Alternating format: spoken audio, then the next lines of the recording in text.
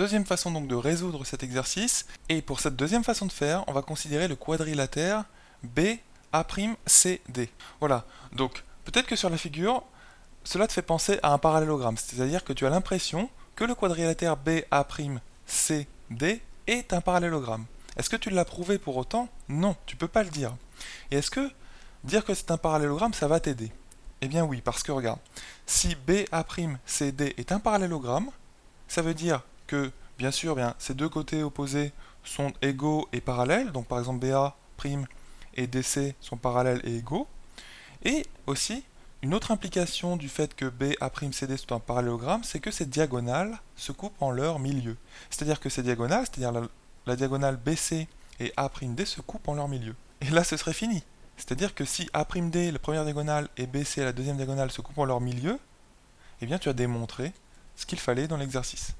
Donc en fait, le but, maintenant, plutôt que de démontrer que A'D et BC ont le même milieu, ça va être de démontrer que BA'CD est un parallélogramme, puisque eh bien, A'D et BC ont le même milieu en découlera directement. Donc voilà ce qu'on va prouver maintenant. Il faut prouver que BA'CD est un parallélogramme. Et est-ce que ce n'est pas immédiat quand tu regardes ta figure bien faite, avec toutes les informations? Eh bien si, quasiment. Parce que regarde, comment démontrer que un quadrilatère est un parallélogramme? Imagine tu as 4 points dans ton plan, donc A, B, C, D. Comment montrer que le quadrilatère ABCD est un parallélogramme? Eh bien, il suffit, en fait, de montrer que le vecteur AB égale le vecteur DC. Alors, si AB égale DC, tu auras vraiment prouvé que le quadrilatère ABCD est un parallélogramme. Et aussi, tu peux prouver que AD et BC sont égaux en vecteur. Donc, cette égalité ici vectorielle prouve, tu n'as que ça à prouver, que ABCD, le quadrilatère, est un parallélogramme. Donc ça, c'était un petit rappel de cours sur comment démontrer qu'un quadrilatère est un parallélogramme, et c'est ce qu'on va appliquer ici à notre quadrilatère orange. Donc regarde ce quadrilatère orange, si tu arrives à prouver que le vecteur BA' est égal au vecteur DC, c'est terminé. Tu auras démontré que le quadrilatère orange est un parallélogramme. Et c'est quasiment immédiat en fait, puisque sur notre figure on a déjà presque tout. Regarde, ABCD est un parallélogramme déjà. Ça on le sait, c'est dans l'énoncé. Donc, ce que tu peux déduire de ça, c'est que les vecteurs AB et DC sont égaux.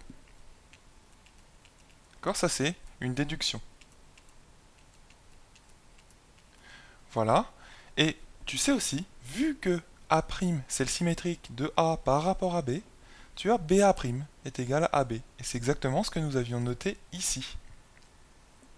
Ici, ça vient du fait que A' est le symétrique de A par rapport à B. Puisque par construction, quand tu construis A', il suffit de prolonger la droite AB, hop, et tu reprends cette longueur ici, donc la longueur que j'ai fait figurer avec deux petits segments roses, donc BA' est égal à AB. Et donc, de cette égalité vectorielle AB égale BA', eh bien, tu peux remplacer le vecteur AB ici par BA', tu vois? Donc, vu que AB égale BA', tu obtiens ici BA' égale le vecteur DC.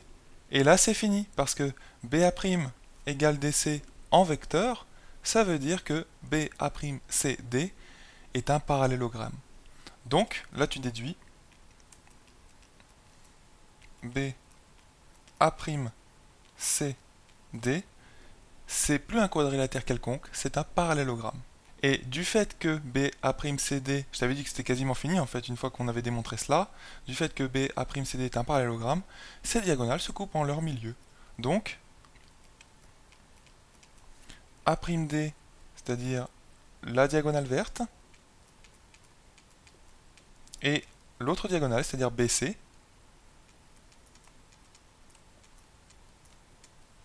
ont le même milieu. Et là, c'est terminé. Tu as terminé la démonstration. Tu vois, c'est beaucoup plus simple, en fait, que la première démonstration qui utilisait le théorème de Thalès, parce que tu utilises directement les propriétés d'un parallélogramme. Il te suffit, en fait juste de démontrer que BA'CD est un parallélogramme, et ça va très très vite, parce que démontrer qu'un quadrilatère est un parallélogramme, c'est démontrer en fait que juste deux vecteurs, c'est-à-dire deux vecteurs correspondant à deux côtés opposés du quadrilatère sont égaux. Et ici les deux vecteurs c'était BA' égale DC. Et ça se montrait très très facilement comme égalité, du fait qu'on avait cette égalité en fait. Ça vient toujours de cette même clé qu'on avait utilisée aussi dans la première façon de faire, cette même clé qui est que A' est le symétrique de A par rapport à B, eh bien ça veut dire que AB en vecteur est égal à BA'. Voilà, donc j'espère que tu as compris comment on a démontré que ces deux segments A'D et BC ont le même milieu. En fait, qu'est-ce qu'on a utilisé pour démontrer cela? On a utilisé tout le potentiel d'un parallélogramme, et notamment ce que ça traduit, comment ça se traduit en termes de vecteurs. Hein? Un parallélogramme, ça veut dire que deux côtés opposés forment deux vecteurs égaux, en fait.